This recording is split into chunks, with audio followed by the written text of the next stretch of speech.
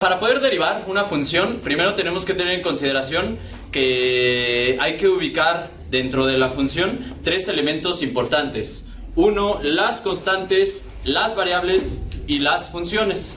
Cuando yo tengo bien definidas esas tres estructuras, entonces yo ya puedo identificar la fórmula para poder aplicar y entonces derivar una función.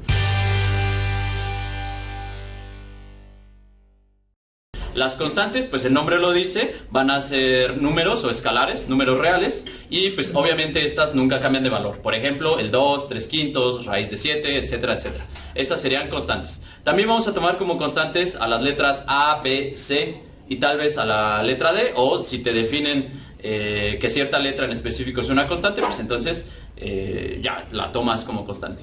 Cuando hablamos de variables, normalmente pensamos en la letra X, aunque también utilizamos mucho la letra T para algunas aplicaciones.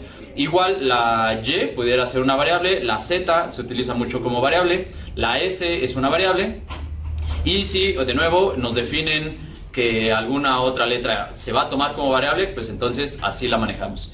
Y las funciones, pues las vamos a manejar como estructuras compuestas de constantes con variables, y digamos que ya están un poquito más elaboradas. Por ejemplo, una función podría ser algo así. Ya tenemos una constante, la variable y otra constante, pero ya en una estructura de suma, entonces ya es una función. Si tuviéramos x cuadrada entre x más 1, pues también a esto le llamamos función. Euler a la 2x, todo esto es una función, y así podríamos continuar, ¿no? Aunque sabemos que también pues podríamos escribir algo así. Y pues el 3 resulta que también es una función constante, pero función. Aunque no es muy conveniente verla como función, y sí es mucho más práctico verlo como constante. El primer paso para derivar va a ser identificar la operación principal.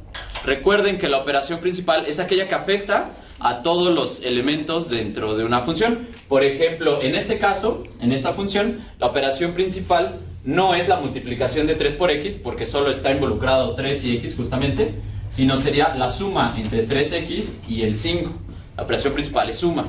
En este caso de acá, la operación principal sería la división de x cuadrada entre x más 1.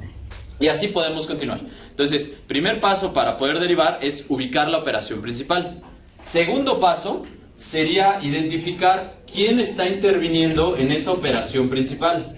Ok, ya que identifiqué que la operación principal aquí es una división, puedo identificar que tengo una división entre una constante sobre una función. Y entonces voy a buscar una fórmula de constante sobre función, o voy a ver algún procedimiento que me sirva para ello. Si yo tengo aquí, por ejemplo, 3x por x más 2 al cuadrado, tendría yo entonces una función por función, y va a haber justamente una fórmula de función por función.